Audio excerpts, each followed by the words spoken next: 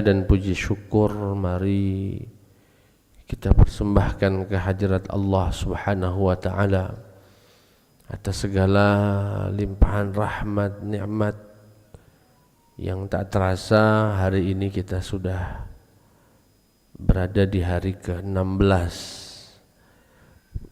Semoga di sisa dari bulan Ramadan ini Allah berikan kita kesehatan dan ibadah yang maksimal.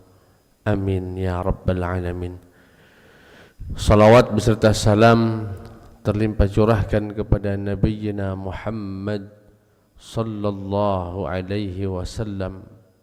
Semoga kelak kita semua akan mendapatkan syafaatnya yaumal qiyamah. Amin ya rabbal alamin. Jamaah sekalian yang dirahmati oleh Allah Subhanahu wa taala. Secara umum para ulama membagi ibadah kita kepada Allah Subhanahu wa taala menjadi dua jenis ibadah. Yang pertama adalah ibadah yang bersifat amaliyah, artinya ibadah dalam bentuk perbuatan seperti sholat, ada rukuknya, ada sujudnya, seperti haji, ada tawafnya, ada sa'inya. Ibadahnya berbentuk gerakan-gerakan, ibadahnya berbentuk amaliyah-amaliyah. Sedangkan jenis yang kedua adalah ibadah yang sifatnya pasif, bukan bergerak, bukan amaliyah, pasif, nahan bae. Tidak ada gerakan-gerakan khusus. Seperti apa Ustaz? Puasa. Puasa ini Bapak ngapoi lah? Ada gerakan enggak dari? Enggak ada. Yang namanya puasa cuma menahan diri dari hal-hal yang membatalkan puasa. Bapak nak sambil berjalan, nak sambil bawa motor, nak sambil tidur, pokoknya jangan makan. Jadi ibadahnya bersifat pasif, menahan saja. Dan kalau dibanding-bandingkan antara dua jenis ibadah ini, ibadah menahan itu atau ibadah mengendalikan diri itu lebih berat daripada ibadah beramal. Mengontrol diri itu yang sifatnya menahan itu lebih berat, termasuk nahan ngantuk. Ini berat sekali. Iya, pada sholat tahajud galau tadi malam. Lebih berat ibadah menahan kalau dibandingkan antara. Buktinya apa Ustaz? Banyak orang sanggup sholat Pak, banyak yang sanggup tahajud, banyak, tapi sedikit yang sanggup menahan diri tidak ribut dengan orang. Sulit. Ya jujur saja, ini menjadi koreksi untuk kita semua. Saya rasa-rasa tidak ada masjid tanpa konflik. Itu di mana saja. Ini kita nggak tahu kalau di sini Pak Haji, aku nggak tahu. Ado antara pengurus lama sama pengurus baru, ado. Ado antara pengurus dengan jamaahnya, ado. Ado antara jamaah dengan jamaah, ado. Itu hampir ya, karena curhatnya kan ke kami. Itu yang ngurus, yang jadi pengurus orang sholat, yang diurus orang sholat. Wajar lah ngurus negara ini ribut terus Pak. Kalau dipikir-pikir kan yang ngurus sholat, yang diurus orang-orang soleh ini Pak, orang-orang. Kenapa? Karena mereka mampu beribadah yang bersifat amaliyah, tapi kesulitan ketika bersifat ibadah yang sifatnya menahan dan mengendalikan diri. Misal di masjid tahu-tahu imamnya misalnya bacaannya kurang bagus misal. Kemudian ditegur sama jamaahnya, mohon maaf Ustadz atau imam, bacaannya tadi banyak salahnya. Sanggup gak dia nahan? Kamu ini baru kemarin masuk Islam sudah ngomong. Aku ini ngafal Quran, mondok sekian tahun. Sanggup gak dia ngomong, oh ya Allah, makasih Pak Haji masukannya, insya Allah ke depan aku perbaiki. Nah, sulit Pak yang saya itu Pak. Maka karena sulitnya ibadah mengendalikan diri, sulit sampai Allah mengkhususkan 1 bulan untuk training mengendalikan diri. Itulah bulan Ramadan Pak. Gak ada 1 bulan khusus latihan sholat, gak ada. 1 bulan khusus misalnya latihan haji, gak ada. Tapi 1 bulan khusus dalam 1 tahun kita dilatih menahan diri. Dan uniknya Pak, menahan diri dari apa Ustadz? Menahan diri dari yang halal, bukan yang haram. Kalau Bapak perhatikan, yang membatalkan puasa itu enggak ada yang haram Pak. Makan halal, minum halal, berhubungan dengan istrinya halal. Kenapa justru yang membatalkan puasa itu banyak yang halal-halal Ustaz? Harapannya ketika seseorang mampu mengontrol dan mengendalikan diri untuk sesuatu yang halal, maka di luar Ramadan nanti akan lebih mudah bagi dia menahan diri dari yang haram. Ya gampangnya, halal be pacak ku tahan, apalagi yang haram. Walaupun pada akhirnya setelah Ramadan selesai balik lagi ke produk lamunya, cak biasa lagi. Banyak yang cak itu balik ke kemasan lamunya. Dan training ini Pak, saking khususnya training pengendalian diri di bulan Ramadan ini, sampai setan tidak boleh ganggu. Jadi seakan Allah, setan masuklah, tidak usah ganggu hamba-hambaku, biar dia ngurusi dirinya dulu, pengendalian diri dulu. Sampai setan tidak. Jadi kalau hari ini ada yang maksiat, itu bukan salah setan, jangan nyala ke setan. Kasihan juga kadang setan tuh. Iya, akulah di penjara katanya. Nyala ke aku pula. Jadi wong yang tidak puasa di pinggir jalan sambil merokok pagi-pagi minum kopi pinggir jalan tuh, bukan salah setan itu Pak, salah diri dewe. Nah pengendalian diri inilah yang luar biasa Pak.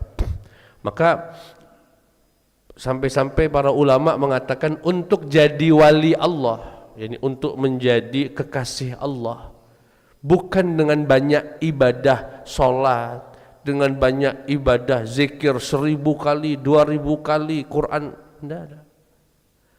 Untuk jadi wali Allah enggak nyakitin tetangga. Untuk jadi wali Allah enggak putus silaturahim. Untuk jadi kekasih Allah mulutnya nahan untuk tidak nyakitin orang. Buat apa dia zikir? Aku sholawat tiap hari 10.000 kali Ustaz. Tapi sama tetanggonya kalau ngomong pedesnian, nyakitin. Nah, ini ibadah yang sifatnya menahan diri itu berat dan pahalanya besar. Di antara yang kita dilatih untuk menahan diri di bulan Ramadan ini adalah menahan emosi dan membalas keburukan orang. Hadisnya sama-sama Bapak Ibu pernah mendengarnya. Kata Nabi, kalau kamu lagi puasa, kemudian ada orang yang mencaci makimu atau mengajakmu berantem, berkelahi, katakan, inni shaim, aku sedang berpuasa. Ucapan itu ditujukan ke siapa Pak? Kalimat aku puasa itu ditujukan ke siapa? Kedua orang. Yang pertama ditujukan kepada orang yang mencaci maki, harapannya dia berhenti. Jadi kalau ada orang, dasar kamu itu susah diatur, macam-macam dah ngina kita misalnya, kita katakan mohon maaf Pak, aku lagi puasa. Harapannya dia berhenti dari caci makinya. Yang kedua ditujukan ke siapa kalimat aku puasa itu? Kepada dirinya sendiri. Ketika dia mulai terpancing ingin ngebales, dirinya berkata pada dirinya sendiri, jangan marah, kamu lagi puasa. Jangan marah, kamu lagi puasa. Menahan diri, dan kemampuan menahan diri itu Pak, itu yang disebut dengan bahasa Al-Qur'annya kadhiminal ghaidh. Ayatnya sama-sama Bapak Ibu hafal. Ya. Alladzina yunfiquna fis sarra'i wad-dharra'i wal kadhiminal ghaidh wal 'afina 'anil nas wallahu yuhibbul muhsinin. Kadhiminal ghaidh itu apa? Menahan diri, nahan amarah di saat dia sebetulnya mampu membalas. Ada orang Pak menzolimin Bapak, nyakitin omongannya, Bapak sanggup ngebalasnya, tapi Bapak, dan itu memang gak mudah Pak, sesek dadanya Pak, sampai rumah itu rasanya ya Allah, keselnya luar biasa, emosinya luar biasa, tapi dia memilih untuk menahan dirinya. Orang yang semacam ini Pak, nanti di akhirat akan diagungkan dan dimuliakan oleh Allah ala ru'usil khalaiq, di hadapan seluruh manusia. Jadi nanti ada momentum di padang mahsyar itu, Allah akan panggil orang-orang yang dulu menahan amarahnya. Dipanggil oleh Allah, ainal kadhimunal ghaidh, mana dulu hamba-hambaku yang sanggup menahan amarah. Ketika dipancing amarahnya, dia lebih memilih diam karena dia enggak mau putus silaturahim, dia enggak mau banyak dosa yang timbul. Mulai Pak menunjuk tangan, saya ya Allah, saya ya Allah, saya Allah. Berjalanlah mereka berkumpul. Ketika mereka berjalan itu Pak, menjadi tontonan makhluk hamba Allah yang lain, sehingga nanti berkomentar yang melihat itu, oh iya, aku tahu nian Pak Haji itu dulu sholat sama kami lah, wong tidak pernah marah itu. Padahal aku pernah jengok dia direndahkan wong, tapi aku jengok dia diem baik. Itu namanya kadhiminal ghaidh. Kita belajar daripada sahabat Abu Bakar radhiyallahu anhu. Suatu hari Nabi Muhammad sallallahu alaihi wasallam sedang berbincang-bincang dengan para sahabat, termasuk diantaranya sahabat Abu Bakar. Di tengah perbincangan itu datang seorang laki-laki, tidak ada hujan, tidak ada angin, langsung mencaci maki Abu Bakar. Dasar tua bangko, macam-macam. Dihinanya Abu Bakar di depan Nabi Muhammad sallallahu alaihi wasallam. Apa respon dari sahabat Abu Bakar? Samata anhu, beliau diam saja. Dicaci maki di depan Nabi dan sahabat yang lain, beliau diam aja. Karena melihat Abu Bakar diam, orang yang mencaci ini makin panas. Cak nak direspon itu, ditambah lagi caciannya. Kembali Abu Bakar meresponnya dengan menahan diri. Diam. Tapi begitu ketiga kali wong ini lanjut caci maki, rupanya sahabat Abu Bakar sempat terpancing. Akhirnya beliau membalas cacian tadi dan mengatakan, apa yang kamu hinakan ke saya itu enggak benar, macam-macam lah. Beliau membela dirinya, bebantahan dengan orang tadi. Begitu melihat sahabat Abu Bakar mulai menunjukkan perlawanannya, Nabi diam-diam tegak ingin meninggalkan majelis. Melihat Nabi mau keluar, sahabat Abu Bakar merasa tidak enak, langsung bertanya, ya Rasulullah, awajadta alayya, ya Rasulullah, ada yang salah po? Aku kan cuma ngebalas baik, aku cuma meluruskan tuduhan dia. Apa jawaban Nabi Muhammad sallallahu alaihi wasallam? wahai Abu Bakar, ketika datang laki-laki itu mencacimu dan engkau diam, aku melihat malaikat turun, yukadzibuhu maqal, mendustakan semua ucapan orang yang menghinamu itu, mengatakan omongan kamu itu tidak benar. Abu Bakar itu orang baik di sisi Allah. Begitu kedua kalinya kamu dihina, dicaci maki, dan engkau memilih diam ya Abu Bakar, aku kembali melihat malaikat turun untuk membelamu, untuk menolongmu sesuai dengan perintah Allah. Malaikat mendustakan semua hinaan tadi. Tapi ya Abu Bakar,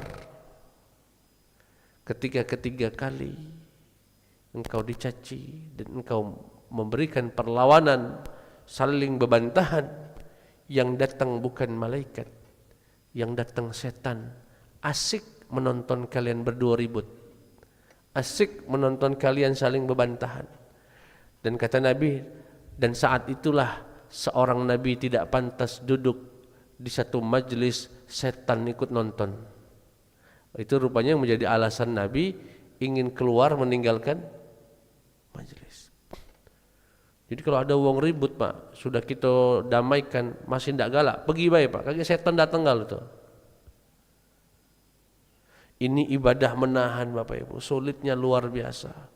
Ya, menahan diri, mengontrol diri, ibadah yang tidak mudah. Mungkin Bapak Ibu pernah mendengar kisah yang sangat masyhur. Ketika Nabi sedang duduk-duduk di dalam masjid sama para sahabat, tahu-tahu Nabi berkata, sayatla alaikum rajulun min ahlil jannah, sebentar lagi akan datang kepada kita orang ahli surga. Abu Bakar lihat Umar, Umar lihat Abu Bakar. Lah aduh galuh wong yang soleh ini di sini. Siapa yang datang ini? Tidak tahu-tahu anak muda, wong biasa binian, masih basah dengan air wudunya, menenteng sandalnya. Curiga, sahabat Amr bin As curiga sih, wah masa dia, kate aura-aura istilahnya, wong solehnya, wong biasa nian. Sampai 3 hari berturut-turut Nabi berkata, sayatla alaikum rajulun min ahlil jannah, sebentar lagi akan datang kepada kita orang ahli surga. Kembali lagi orang tersebut. Singkat cerita, ini cerita mungkin sudah biasa kita dengar, ya. Akhirnya sahabat itu minta izin untuk minap di rumah laki-laki tadi dengan alasan sedang ada konflik dengan keluarga. Kemudian rupanya sahabat itu sekedar ingin tahu apa dia amalannya. Kalau malamnya bangun jam 1 sampai subuh sholat malam, kalau malamnya baca Quran sampai hatam, kalau dia ini rajin sedekah. Ditunggu semalam seharian tidur subuh tahajud tidak bangun tahajud, baca Quran biasa baik, tidak ada yang spesial. Begitu 3 hari waktu bertamu sudah selesai, akhirnya mau tidak mau sahabat Amr bin As ini menceritakan hakikatnya. Wahai laki-laki, wahai pemuda, sebetulnya aku tuh tidak ada konflik sama keluarga, cuma aku ingin saja, hanya sebatas ingin minap di rumahmu karena ingin tahu apa dia amalan kamu. Karena 3 kali, bayangkanlah 3 kali Nabi mengatakan kamu itu ahlu surga. Ya kalau Nabi sudah mengatakan ahlu surga itu berarti dijamin masuk surga namanya itu. Karena Nabi tidak mungkin berucap kecuali dari wahyu Allah Subhanahu wa taala. Tapi saya lihat-lihat 3 hari kata spesialnya tahajud tak tahajud macam-macam. Perhatikan Pak amalan yang dia katakan. Dia hanya berkata, oh iya saya memang enggak bisa tahajud, belum bisa tahajud, belum bisa A, B, C. Ini belum bisa beribadah yang bersifat amalia itu saya belum bisa. Cuma sudah beberapa hari ini saya berjanji sama Allah untuk tidak membenci siapapun, untuk tidak dengki dengan kaum muslimin siapapun. Luar biasa itu Pak. Ya, itu salah satu amal yang disebutkan. Apa kata sahabat Amr bin As? Justru ini yang kami tak sanggup lakukan. Justru yang semacam ini tak banyak orang yang sanggup melakukannya. Jadi tahajud banyak, haji berjuta-juta, salat Jumat penuh. tetapi yang bisa mengontrol dirinya tidak menyakiti orang lain, tidak memutus silaturahim, itu yang sulit. Itu yang sulit sekali. Nah, ini jamaah sekalian yang dirahmati oleh Allah, ibadah yang sifatnya menahan diri, ya, menahan diri untuk tidak kemudian menyakiti orang lain. Ya. Sampai di sini dulu jamaah. Cak nyolang ngantuk nian jamaah kita ini. Ya. Padahal semangat aku ceramahnya, Pak. Iya. Iya, masih semangat. Kalau ada yang ditanyakan Bapak Ibu dipersilahkan. Kalau tidak ada nanti kami tambah sedikit aja. Ya, silakan.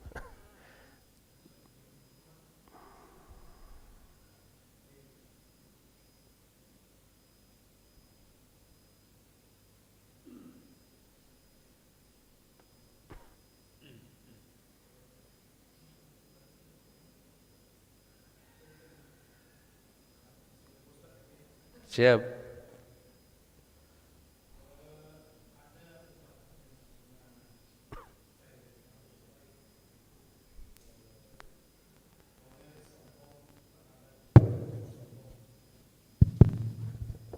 suatu ungkapan yang menarik. Memang kadang kita sulit menahan diri untuk tidak sombong dengan orang yang melampaui batas, orang yang sombong itu. Nah, kenapa? Karena kita berharap melawan orang sombong dan kesombongan itu untuk menjaga kehormatan diri dan kemuliaan sebagai hamba Allah.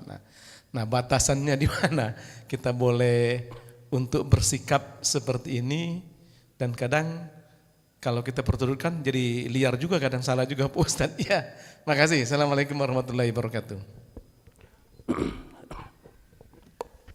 Pertama, ada kitab namanya Kasful Dhunun, mencatat hadis-hadis atau riwayat-riwayat yang dianggap hadis padahal bukan hadis. Beliau mengkategorikan yang Bapak sebut tadi, yang berbunyi at-takabbur 'alal mutakabbir sadaqah. Sombong kepada orang sombong itu nilainya sedekah. Kalau kita luruskan dulu, ini bukan hadis Nabi Muhammad SAW. Ya. Itu yang pertama. Tapi maknanya benar nggak Ustaz? Kan walaupun bukan hadis, asal maknanya benar bisa kita pegang. Benar, tapi dalam koridor yang ketat, gitu ya. Artinya ketika ada orang sombong, kita lihat Pak, kita deteksi diri. Ini orang sombong, kalau aku tawadhu, artinya aku rendah hati, tambah sombong lagi dia, misalnya. Karena ada sebagian orang sombong, Pak, kalau kita ngerendah, dia jadi bingung, Pak. Akhirnya nggak jadi sombong. Misalnya, ada sebagian ya, aduh, anak di Amerika, duo harus dikirimin 100 juta tiap hari, tiap bulan.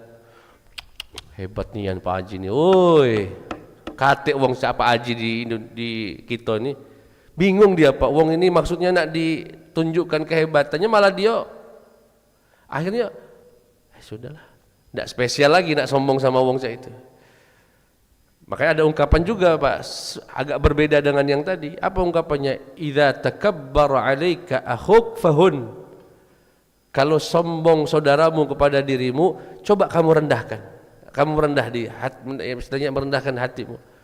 Sampai dia tuh bingung nak nyombong ke apa sama wong yang biasa-biasa baik. Jadi menghadapi orang sombong itu bisa dengan kesombongan, bisa dengan kerendahan hati, bisa dengan cuek. Cuek, aku malah dialihkan, anak aku di Amerika ini butuh 100 juta tiap tahun, tiap bulan misalnya. Pak Haji, sholat tarawih kita di itu, cuekkan baik dia nak ngomong apa. Itu cara yang kedua, mencuekkan, tidak menganggap penting kesombongan tadi. Nah, cara yang ketiga, ada tipikal orang kalau dia sombong, kita tunjukkan kesombongan kita, dia berhenti. Nah, di sini yang agak hati-hati antara memang kita nak niat sombong nian, sama bermaksud untuk menghentikan dia dari kesombongan. Beti itu, Pak. Beda tipis. Ya. Alhamdulillah saya ini ponaan duo lah kolonel katanya. Ada sikolah jenderal bintang 1 nak nunjukkan sama. Tiap hari ketemu dia ngomongnya itu terus. Njuk tahu baik Pak, aku punya ponaan juga bintang 7. Misalnya. Tapi niatnya adalah, dan saya pernah praktekkan Pak. Saya pernah praktekkan.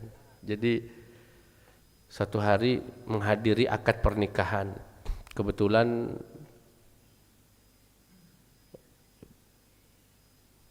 mempelai laki-lakinya hafal Quran dan lain sebagainya. Dari pihak mempelai laki-laki itu ada jamaahnya atau siapa. Ini mempelai ini hafal Quran dia dengan kiroat-kiroatnya.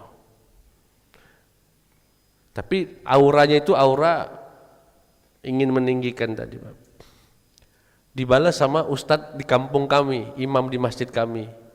Kata imam kami, alhamdulillah, cuma memang yang berat itu bukan menghafal Qur'annya, nak ngamal kenyo ini Pak. Iya Pak, berat juga ini nih, kiraat nih, no.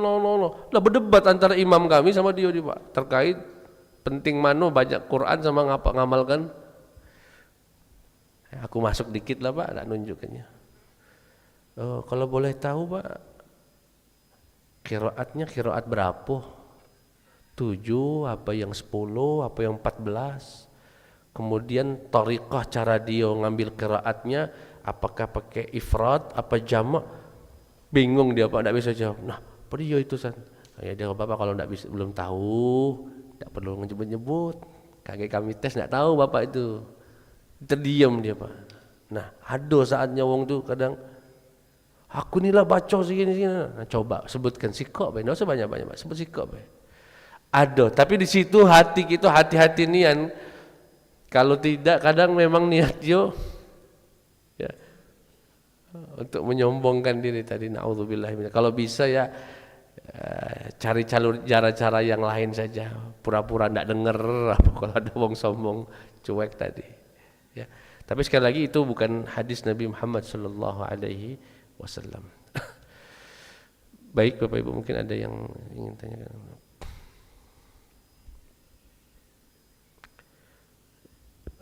Syuruk kita jam berapa ya?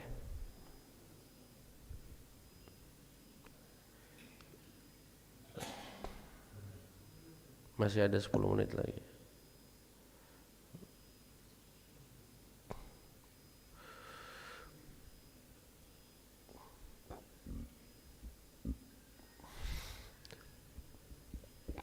Baik.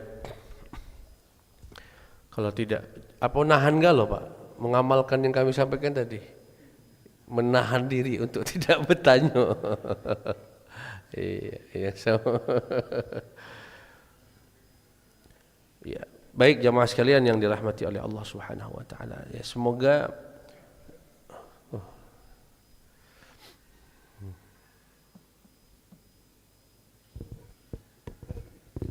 Assalamualaikum warahmatullahi wabarakatuh. Ini gara-gara medsos ini, katanya kalau baca Quran tuh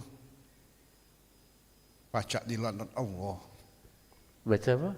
Baca Al-Quran, lalu misalnya ada ayat baca-bacaan yang maksiat, tapi yang baca tidak melakukannya, tidak mencegah, misalnya ghibah dan sebagainya itu ya. Baca di laknat. Jadi mak mano kalau kita baca ya daripada tidak baca kira mak mano kira-kira. Terima kasih Ustaz.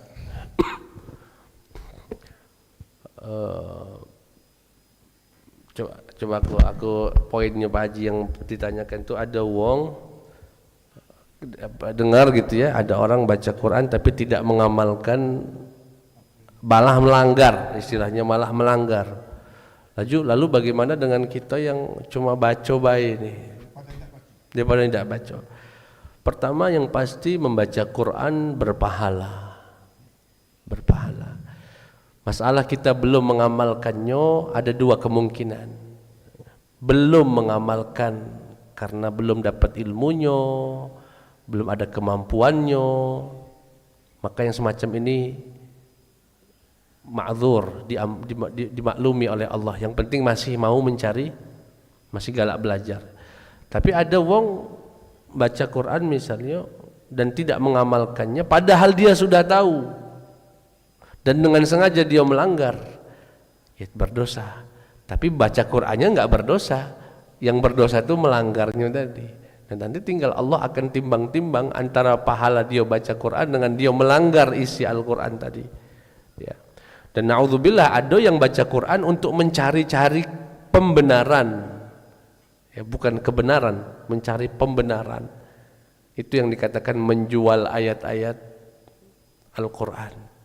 Jadi cak kita ini Bapak Ibu ngaji walaupun tidak ngerti maknanya, asal galak belajar, tajwidnya masih galak, insya Allah itu semua berpahala. Hatam Quran di Ramadan ini berpahala semua.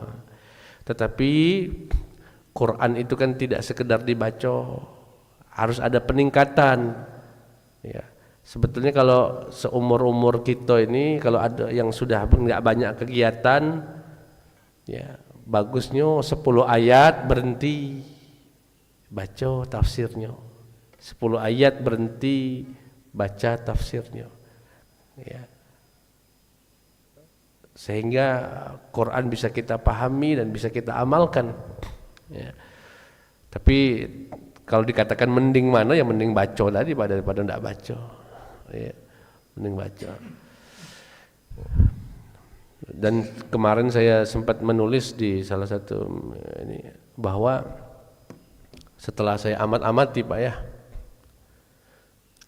sahabat terbaik kita, terutama di masa tua, di masa sudah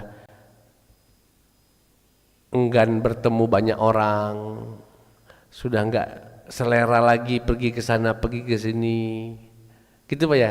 Ya mungkin di umur-umur Bapak ini sudah ada yang merasakan, sudahlah, ketemu orang sudah enggak selera, jalan-jalan juga semangat, kulineran makan sini makan situ sudah cukup. Siapa sahabat terbaik saat itu Pak? Saya perhatikan sahabat terbaik di saat kita nanti sudah senang menyendiri adalah Al-Quran. Itu teman terbaik Pak. Di saat kita sudah nggak mau lagi ngobrol yang basa-basi, yang nggak ada, ya kita sama Quran itulah Pak. Saya kemarin menulis status itu, dikirim sahabat saya, Ustadz, alhamdulillah benar yang Ustadz katakan itu. Saya punya mertua Ustadz, umur sudah hampir 90 tahun. Hari ini sudah 5 kali hatam Quran. Tahun kemarin Ramadan beliau 13 kali hatam Quran. Ini minggu kemarin beliau WA. Jadi 9 hari itu 5 kali, berarti 2 hari sekali hatam. Dia sudah merasakan sahabat terbaiknya adalah Quran. Saya tidak tahu Pak ya, karena saya belum merasakan umur bapak-bapak ini. Cuma saya ngobrol sama wong tua, Pak Haji jarang kelihatan, Ustaz, udahlah Ustaz, tidak semangat lagi aku nak kemana, di rumah tuh lah Ustaz. Betul Pak Haji ya? Ayo Pak Haji makan sana makan sini. Sudah Ustaz, apa baik? Seadonya baik lah Ustaz, ado. Kalau dulu kan kalau cak kami ini Pak Haji ya, pagi nak makan pindang uma, siang makan pindang apa, keliling sana jalan. Kalau yang sepuh-sepuh ini sudah, Ustaz adonya baik di rumah apa, ada telur-telur, ada. Sudah, dunia itu rupanya akan hilang sendiri rasanya itu. Dan saya amati obrolan dengan orang-orang sepuh-sepuh itu, oh begitu ya nanti ya. Ya kami baru tahu teorinya, baru dengar, belum. Kalau sekarang ini seumuran saya masih semangat Pak, diajak makan ke Kayu Agung, makan pindang jalan gitu. Tapi sudah. Nah saat masa-masa itu tiba, siapa yang menemani kita duduk Pak? Quran. Nah pagi-pagi dia baca Quran, istirahat dengar duha, kayak nunggu zuhur. Malah saya punya tetangga di Lampung itu orang paling kaya di kampung saya Pak. Umurnya sekarang udah menjelak 70. Ustaz, setelah saya amati hidup ini cuma 2 Ustaz. Nunggu waktu sholat baik, atau waktu disolati, sudah. Ini aku duduk saat katanya pagi nunggu zuhur, kayak zuhur nunggu asar. Ya Allah, kalimat-kalimat semacam itu tuh menyentuh bagi kami karena kami lagi menggebu-gebu ini Pak. Seumuran kami ini lagi menggebu-gebu ya. Dan sebagainya. Makanya kalau ngajak kakek-kakek, nenek jalan-jalan ke laut, enggak semangat mereka. Iyo, kalau bukan karena cucung, enggak berangkat mereka tuh Pak. Nah, sekali lagi mumpung masih ada kesempatan Bapak Ibu, bagus-baguskanlah belajar baca Qur'annya. Karena teman kita kakek Qur'an Pak. Ya, teman kita itu Qur'an. Mumpung ada kesempatan. Ya bayangkan Pak, kalau orang enggak bisa baca Qur'an. Saya lihat ketika umroh bawa jamaah misalnya, yang sepuh-sepuh yang nggak bisa baca Quran tuh Pak, kebingungan Pak nak ngapoi dia tuh di masjid tuh cair ini nah. Sedangkan yang bisa baca Quran begitu dia sholat dia tadarus, dia baca Quran. Nah saat itu ya Allah mahal sekali bisa baca Quran tuh Pak, nikmat sekali. Semoga Allah Subhanahu Wa Taala mudahkan kita, jadikan Quran sebagai sahabat kita fid dunya wal akhirah. Amin ya rabbal alamin. Bismillahirrahmanirrahim. Alhamdulillahi rabbil alamin wa sallallahu ala sayyidina Muhammad wa ala alihi wa sahbihi ajma'in. Ya Allah ya Tuhan kami, limpahkan kesehatan lahir batin ya Allah, agar kami bisa maksimal beribadah. Terima salat kami, puasa kami, zikir kami, doa-doa kami, bacaan Quran kami ya Allah. Sempurnakan segala kekurangan kami. Ya Allah ya Arhamar Rahimin, jadikan anak, cucu, zuriat kami min ahlil khair, min ahlil Quran, min ahlil ilmi. ربنا آتنا في الدنيا حسنة وفي الآخرة حسنة وقنا عذاب النار وصلى الله على نبينا محمد وعلى آله وصحبه وسلم والحمد لله رب العالمين. Karena ini pertemuan terakhir kami di Ramadan, selaku orang yang paling banyak bicara, kami mohon maaf lahir batin kalau ada kalimat yang tidak pas. Kepada Allah kami mohon ampun. Taqabbalallahu minna wa minkum. Wassalamualaikum warahmatullahi wabarakatuh.